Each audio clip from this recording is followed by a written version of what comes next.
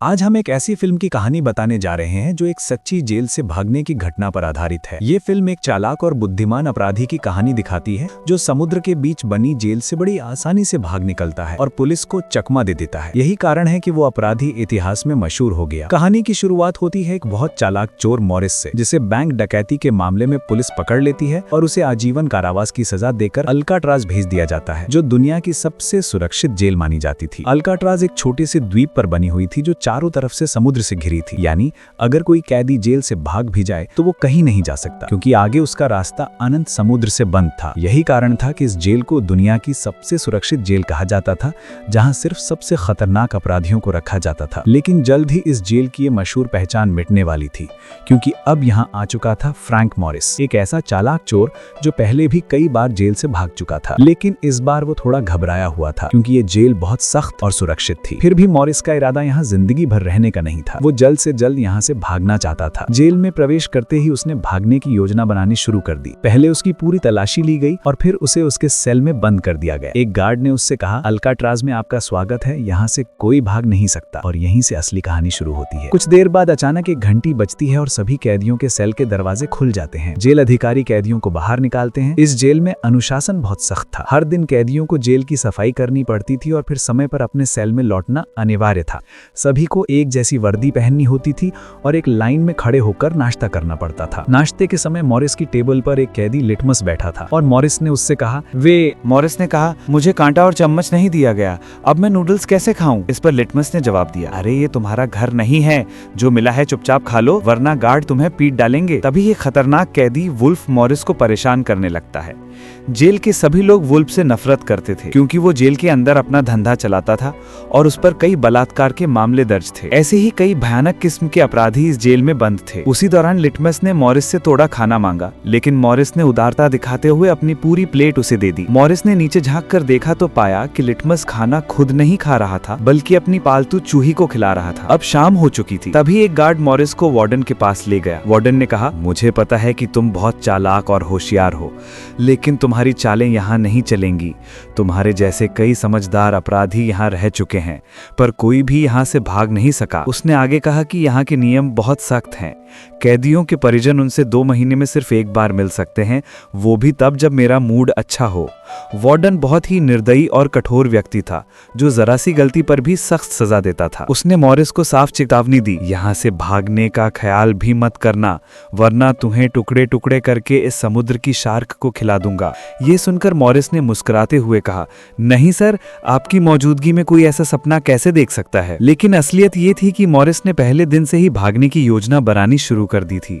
उसी वक्त उसने मौका देखकर वार्डन की मेज से एक छोटा सा नेल कटर चुरा लिया। वो जानता था कि ये छोटी सी चीज भी आगे चलकर अल्काट्राज जैसी जेल से भागने में काम आएगी। अपने सेल में लौटकर उसने वो नेल कटर बाइबल के अंदर छुपा दिया। अगले दिन फिर वुल्फ ने बाथरूम में उसे परेशान किया, लेकिन इस बार मॉरिस चुप नहीं रहा।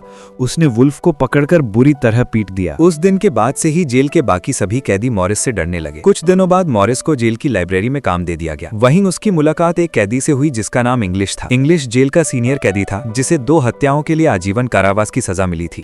उसे जेल का कोना कोना अच्छी तरह पता था। उसे मॉरिस और वुल्फ की सुबह की लड़ाई के बारे में भी जानकारी थी। उसने मॉरिस को कुछ किताबें दी और कहा कि आज का तुम्हारा काम है इन्हें सभी कैदियों की कोठरियों में पहुंचाना। दिन का काम खत्म करने के बाद मॉरिस जेल के खुले मैदान में गया, जहां उसकी मुलाकात एक कलाकार नाम डग से हुई। डग बहुत शांत और नेक दिल इंसान था, जो कई सालों से यहाँ कैद था। उसे पेंटिंग का बहुत शौक था। डग ने कहा, अल्काट्राज जैसी जेल में इंसान आसानी से पागल हो सकता है, लेकिन पेंटिंग का मेरा शौक ही है जिसने मुझे अब तक जिंदा रखा है। मॉरिस ने देखा कि वो खुद का चित्र बना रहा था। उसने पूछा, तुमने तस्वीर में फूल क्यों बनाए हैं? तुम्हारी शर्ट पर तो कुछ नहीं है। इस पर डग मुस्कुराकर बोला, ये मेरे दिल की खुशी है, जो सिर्फ इस तस्वीर में है, असल जिंदगी में नहीं। फिर मॉरिस ने देखा कि पास ही इंग्लिश बैठा है। जब वो उसके पास जाने लगा तो इंग्लिश के साथ बैठे कुछ कैदियों ने पहले उसे रोक दिया, लेकिन इंग्लिश ने इशारे से उसे आने दिया। मॉरिस ने सीधे इंग्लिश से पूछा, क्या वो उसकी मदद करेगा यहाँ से भागने में? इंग्लिश उसकी बात सुनकर हंस पड़ा और बोला, ये सिर्फ एक जेल नहीं है, इसे हमारी कब्र कहो। यहाँ से निकलना मतलब पहले मरना है। मान लो किसी तरह तुम इन ऊंची दीवारों और गार्ड से बचकर बाहर निकल भी गए, तो आखिर में ये विशाल समुद्र तुम्हारा रास्ता रोक लेगा। उस पानी में खूंखार शार्क हैं जो किसी को जिंदा नहीं छोड़ती, इसलिए बेहतर है कि अपनी सजा काटो और जिंदा रहो। लेकिन मॉरिस अपने फैसले पर अडिग था। वो किसी भी हाल में इस जेल से भागेगा। उसी रात एक अधिकारी ने उसे बताया कि कल से उसे बढ़ई यानी कारपेंटर के काम पर लगाया जाएगा, जहाँ उसे हर घंटे के 50 सेंट मिलेंगे। मॉरिस ने तुरंत ही वह काम करने के लिए हामी भर दी। क्योंकि उसे पता था कि वहां उसे कुछ ऐसा जरूर मिलेगा जिससे वह जेल से भागने में मदद ले सके।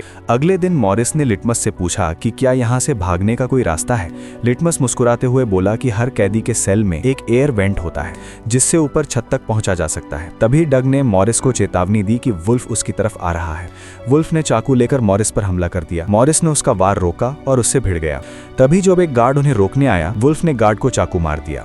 इसके बाद वॉच टावर से एक गार्ड ने गोली चला दी, जिससे लड़ाई रुक गई। उसी वक्त मॉरिस ने पहली बार वॉच टावर पर तैनात गार्ड को देखा। गार्ड्स ने मॉरिस और वुल्फ दोनों को पकड़कर डी ब्लॉक में भेज दिया, जो कि जेल का सबसे भयानक हिस्सा था। वहां कैदियों को अमानवीय यातनाएं दी जाती थीं। कोई भी कैदी उस डी ब्लॉक में नहीं जाना चाहता था। वहां जाते समय वुल्फ ने मॉरिस को धमकी दी कि एक दिन वो उसे अपने हाथों से मार डालेगा। उस रात मॉरिस को बुरी तरह प्रताड़ित किया गया और 2 हफ्तों तक उस अंधेरे सेल में रखा गया। 2 हफ्ते बाद जब उसे फिर से उसके सामान्य सेल में लाया गया तो उसने देखा कि उसके लिए लिटमस की पालतू चूहिया ने एक छोटा सा नोट छोड़ा है जिस पर लिखा था, वेलकम बैक मॉरिस। कुछ दिन बाद उसके बगल वाले सेल में एक नया कैदी आया जिसका नाम चार्ली था। दोनों जल्दी ही अच्छे दोस्त बन गए। मॉरिस ने चार्ली को अपने बाकी दोस्तों से भी मिलवाया। इसी बीच एक दिन वार्डन अचानक सभी कैदियों के सेल की तलाशी लेने लगा। जब वह डग के सेल में गया तो उसने उसकी बनाई हुई पेंटिंग्स देखी, जिनमें खुद वार्डन की तस्वीरें भी थीं। वार्डन उन पेंटिंग्स को देखकर खुश हुआ, लेकिन अगले ही दिन उसने आदेश दिया कि डग की सारी पेंटिंग्स सेल से हटा दी जाएं। ये सुनते ही डग अंदर से टूट गया, क्योंकि वही उसका जीने का एकमात्र सहारा था। मॉरिस ने उसे समझाने की कोशिश की कि वो तो सिर्फ तस्वीरें हैं, तुम चाहो तो और बना सकते हो, इतना परेशान मत हो। लेकिन डग का मन पूरी तरह टूट चुका था। अगले ही दिन जब मॉरिस अपने कारपेंट्री के काम के लिए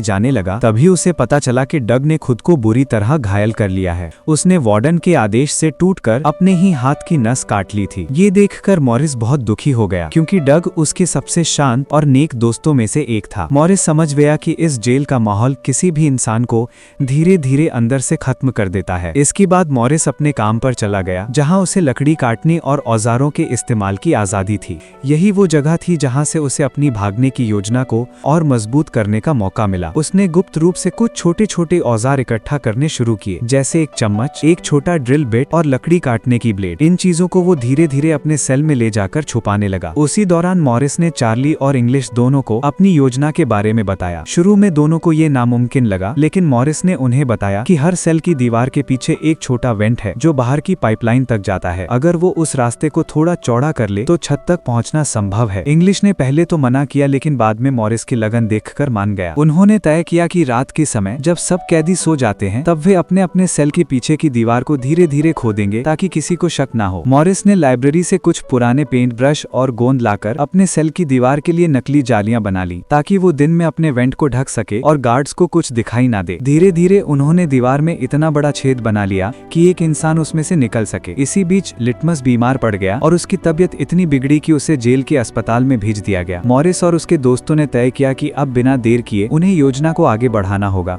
क्योंकि जेल प्रशासन किसी भी वक्त कुछ नया नियम लागू कर सकता था। हर रात मॉरिस, इंग्लिश और चार्ली अपने अपने सेल में दीवारें खोदते और दिन में उस जगह को ढक देते ताकि कोई गार्ड ना देख सके। अब अल्कात्राज की सबसे सुरक्षित जेल में आजादी की गुप्त योजना चल रही थी और किसी को इसकी भनक तक नहीं थी। अल्काट्राज, जो खारे समुद्र के बीच एक द्वीप पर स्थित था, की दीवारें बहुत कमजोर पड़ चुकी थीं। उसके पास वार्डन का नेल कटर था। वो उसे धीरे धीरे दीवार पर चलाकर खोदने लगा। इस तरह अगर वो किसी तरह एक छोटा सुरंग बनाकर छत तक पहुंच गया तो वे भागने की योजना बसा सकता था। जॉन पूछता है, अगर गार्ड रात में तुम्हें देख लें तो क्या होगा? तुम कोई बच्चा नहीं हो।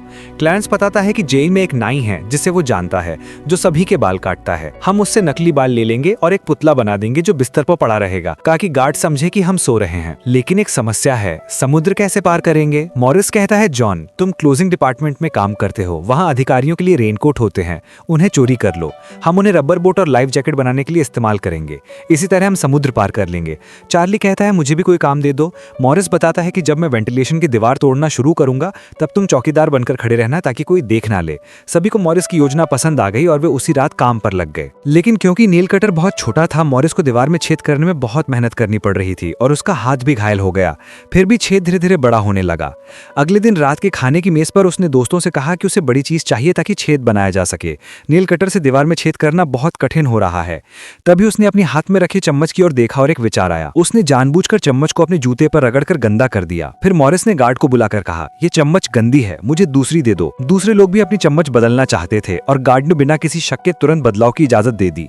फिर मॉरिस सीधे उस मेज पर चला गया जहां दूसरा सुरक्षा गार्ड बैठा था। जॉन ने वहां मौजूद गार्ड को अपनी बातों से व्यस्त रखा और इस मौके का फायदा उठाकर मॉरिस ने 2 चम्मच उठाए और मॉरिस ने चुपके से एक चम्मच अपनी जेब में डाल ली और सीधे अपने सेल में लौट आया। रात में जब इंग्लिश उसे किताब देने आया तो मॉरिस ने उससे पूछा कि क्या उसे यहाँ कहीं वेल्डिंग के औजार मिल सकते हैं। इंग्लिश तुरंत समझ गया कि मॉरिस के दिमाग से अब तक जेल से भागने का भूत नहीं उतरा है। उसने कहा, मैंने पहले ही कहा था तुम्हारी ये कोशिशें बेकार जाएंगी, तुम्हें पकड़ा जाएगा, शायद तुम्हारी जान भी चली जाए। इतने सालों में मैंने कभी भागने का सोचा तक नहीं, क्योंकि मुझे पता है ये नामुमकिन है, लेकिन तुम बहुत जिद्दी हो, इसलिए अब मैं कुछ नहीं कहूंगा। कोशिश कर लो, शायद मौत तक पहुंच जाओ। लेकिन मॉरिस ने उसकी बात नहीं मानी। अगले दिन मॉरिस लिटमस के पास गया और उसे एक माचिस की डिब्बी दिखाते हुए कहा, अगर तुम मेरी मदद करोगे तो मैं हर दिन अपना खाना तुम्हारी चूही को दूंगा। लिटमस ये सुनकर खुश हो गया और तुरंत मान गया, क्योंकि उसे अपनी पालतू चूही से बहुत लगाव था। उस रात लिटमस ने मॉरिस को माचिस दे दी। फिर मॉरिस ने नेल कटर के एक हैंडल को अलग किया ताकि उसे एक छोटे तेज औजार की तरह इस्तेमाल किया जा सके। उसने चम्मच तोड़कर उसके टुकड़े को नेल कटर के हैंडल से जोड़ दिया। फिर माचिस से उसे गर्म किया और दोनों हिस्सों को जोड़कर एक नुकीला औजार बना लिया। अब मॉरिस ने वेंट के चारों ओर की जगह को साफ करना और दीवार को धीरे धीरे काटना शुरू कर दिया। चार्ली पहरेदारी पर था। अगर कोई गार्ड इस ओर आता तो वह तुरंत सीटी बजाकर मॉरिस को इशारा देता। इस तरह वे बारी बारी से एक दूसरे की निगरानी करते हुए रात में काम करते थे। लेकिन एक रात जब चार्ली पहरेदारी पर था तो उसे नींद आ गई। तभी अचानक एक गार्ड वहां आ पहुंचा, लेकिन सौभाग्य से इंग्लिश ने समय रहते गार्ड का ध्यान अपनी ओर खींच लिया। इंग्लिश और गार्ड की बातचीत की आवाज सुनकर चार्ली की नींद खुल गई,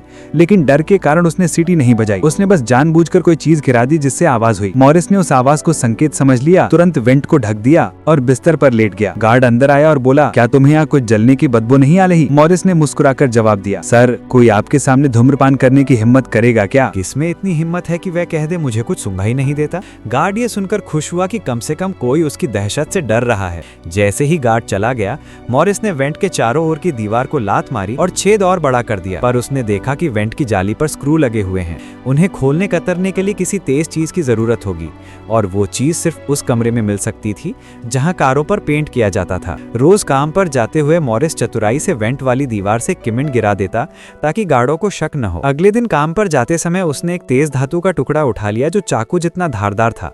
लेकिन चार्ली ने चिंता जताई कि इसे मेटल डिटेक्टर के पार कैसे लाएगा। मॉरिस ने आत्मविश्वास से कहा, मैं संभाल लूंगा। पर गेट पर मेटल डिटेक्टर वाकई बच गया। उसने धातु का टुकड़ा हाथ में रखा था। गार्ड ने पूछा, यह किस लिए ले जा रहे हो? मॉरिस ने कहा, सर, ये कपड़े टांगने के काम आएगा। गार्ड गुस्से में बोला, बहुत चतुर मत बनो, दे दो। पूरी तलाशी के बाद ही मॉरिस को जाने दिया गया, पर असल में मॉरिस सपूत निकला। उसने 2 धातुओं के टुकड़े चुरा लिए थे। एक उसने हाथ में रखा और दूसरा चतुराई से अपने जूते में छुपा लिया। उसने उस तेज टुकड़े से वेंट की जाली काट दी। अब उन्हें गार्डों को धोखा देने के लिए एक नकली पुतला बनाना था। उसके लिए रंग की भी जरूरत थी। चार्ली ने गार्डों से पेंट मांगा, बोला कि उसे सच में तस्वीरें बनाना पसंद है। गार्डों ने बिना सोचे समझे पेंट दे दिया। मॉरिस कुछ समय से कंक्रीट पाउडर इकट्ठा कर रहा था और उससे पाउडर बना रहा था। इसी बीच जॉन नाई के पास जाकर बाल कटवाता है और क्लैरेंस पुस्तकालय से पुरानी किताबें इकट्ठी कर लेता है। जब ये सब सामग्रियां मिल गईं तो मॉरिस पानी और पुरानी किताबों का उपयोग करके एक नकली पुतले का सिर बनाने लगा। फिर उस पर पेंट और बाल लगाकर एक ऐसा सिर तैयार किया जो बिल्कुल असली मानव सिर जैसा दिखता था। उसी समय मॉरिस ने दीवारों के रंग से मेल खाने वाला नकली कार्डबोर्ड बनाकर नकली वेंट भी तैयार कर लिया ताकि कोई शक न करे। दीवार में एक छेद खोदा गया ताकि कोई ध्यान न दे सके। एक रात मॉरिस अकेले ही उस कीमती नकली सिर को बिस्तर पर रखकर गले तक कंबल से ढककर चला गया और कार्डबोर्ड हटाकर सुरंग खोल दी। वो धीरे धीरे पाइप पकड़कर ऊपर की ओर चढ़ा और छत तक पहुंच गया। वहीं चार्ली बाहर पहरे पर खड़ा रहा। छत पर पहुंचकर मॉरिस ने देखा कि ऊपर एक लोहे की ग्रिल लगी है, पर वो बहुत ऊंची और मजबूत की। बिना किसी मदद के उसे पकड़ना संभव नहीं था। उसी वक्त एक गार्ड आ गया और चार्ली से पूछा कि इतनी रात को यहाँ क्या कर रहे हो और मॉरिस आज इतना जल्दी क्यों सो गया। चार्ली ने कहा कि मॉरिस लकड़ी के काम से थका हुआ था, इसलिए जल्दी सो गया होगा। अचानक गार्ड की छड़ी गिर पड़ी और जब उसने उठाकर मॉरिस के बाल छुए तो बाल कुछ अजीब लगे। चार्ली डर के मारे कांपने लगा और उन्हें पकड़े जाने का भय हुआ, पर मॉरिस समय पर नीचे उतरकर फिर बिस्तर पर लेट गया, जिससे बच गए। अगले दिन मॉरिस ने अपने साथियों से बताया कि छत पर एक रास्ता है, पर वो लोहे की ग्रिल से बंद है और बहुत ऊंची है। उसे खोलने के लिए किसी और की भी जरूरत पड़ेगी। तभी जॉन कहता है कि उसने अपना वेंट लगभग खत्म कर लिया है और वो भी आज रात वहां पहुंच जाएगा। रात में मॉरिस और जॉन छत पर चढ़कर ग्रिल खोलने की कोशिश करते हैं, पर जॉन पाता है कि ग्रिल बेहद मजबूत है और उसे खोलने के लिए केवल ड्रिल मशीन काम आएगी। अगले दिन जब सब संगीत कक्षा में व्यस्त थे, मॉरिस की नजर एक छोटे पंखे पर पड़ी और उसने सोचा कि वही पंखा ड्रिल बनाने में काम आ सकता है। वो चार्ली को इशारा करता है कि वो पंखा किसी भी तरह चुपके से निकालकर अपने वाद्य बक्से में छिपा ले। गार्ड उस बक्से की ठीक से तलाशी नहीं लेते। जब पंखा मॉरिस के हाथ में आया तो उसने काम शुरू कर दिया। कई घंटों की मेहनत के बाद मॉरिस ने पंखे को ड्रिल मशीन में बदल दिया। उसी रात मॉरिस और चार्ली छत पर चढ़े और लोहे की ग्रिल काटना शुरू किया। ड्रिल की आवाज बहुत तेज हो गई थी। आवाज सुनकर एक गार्ड ऊपर चढ़ने लगा, लेकिन तब तक मॉरिस ने एक रॉड काट दी थी और ड्रिल बंद कर दी थी। जैसे ही शोर रुक गया, गार्ड बिना किसी ध्यान दिए नीचे चला गया। अब उनकी सभी भागने की राहें तैयार हो चुकी थीं। उन्होंने तय किया कि मंगलवार की रात वे दुनिया की सबसे सुरक्षित जेल एल्केट्राज़ से भागेंगे, ऐसी जेल से जिसे कभी कोई नहीं भागा। अगले दिन वे सब फिर सिनेमा में मिले जब सभी फिल्म देख रहे थे। फिल्म के पर्दे के पीछे मॉरिस ने जॉन और क्लैरेंस से पूछा, क्या तुम्हारे वेड़े तैयार हैं? उन्होंने हाँ कहा। और वो रेनकोट्स क्या हुए जिन्हें हम ट्यूब, बोट और लाइफ जैकेट बनाने के लिए इस्तेमाल करेंगे? उन्होंने कहा, सब तैयार है। हमारे हर एक नकली सिर भी पूरी तरह तैयार हैं।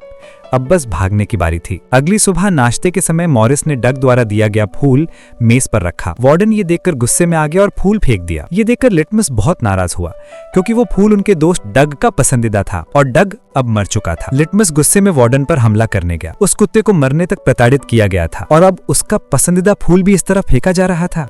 लेकिन वार्डन पर हमला करते समय लिटमस को अचानक हार्ट अटैक आ गया। मॉरिस वार्डन पर बहुत नाराज था, लेकिन वो कुछ नहीं कर सका। नतीजतन चारों ने तय किया कि वे उसी रात भागेंगे। मॉरिस रात के बीच में इंतजार करता रहा। गार्ड कुछ कम हो गए। जब इंग्लिश का बेटा रात में उसे किताब देने आया तो मॉरिस ने उसका हाथ हिलाया और कहा, ये आखिरी बार है जब हम मिलेंगे। इंग्लिश समझ गया कि शायद मॉरिस ने यहाँ से भागने के लिए कोई बहुत ही शानदार योजना बनाई है। उसी रात अचानक वार्डन अपने सेल की जांच करने आया। शायद उसे शक हो गया था कि मॉरिस और उसके दोस्त यहाँ से भागने की योजना बना रहे हैं। वो डर गया और हर कोने की तलाशी लेने लगा। लेकिन मॉरिस कोई आम कैदी नहीं था। उसने इतनी परफेक्ट योजना बनाई थी कि वार्डन कुछ समझ ही नहीं पाया। उसने वेंट को कार्डबोर्ड से इतनी निपुणता से ढक रखा था कि वार्डन को कुछ पकड़ में ही नहीं आया। जब वार्डन अंततः चला गया तो गार्ड ने उसे बताया कि उसने मॉरिस और चार्ली को पूरी रात बात करते हुए सुना। शायद वे कुछ योजना बना ले हैं। ये सुनकर वार्डन ने कहा कि अगले दिन मॉरिस का सेल बदल दिया जाए। अगली सुबह नाश्ते के समय वुल्फ फिर मॉरिस को धमकी देता है, आज रात तुम्हारी आखिरी रात होगी। मॉरिस हंसते हुए बोला,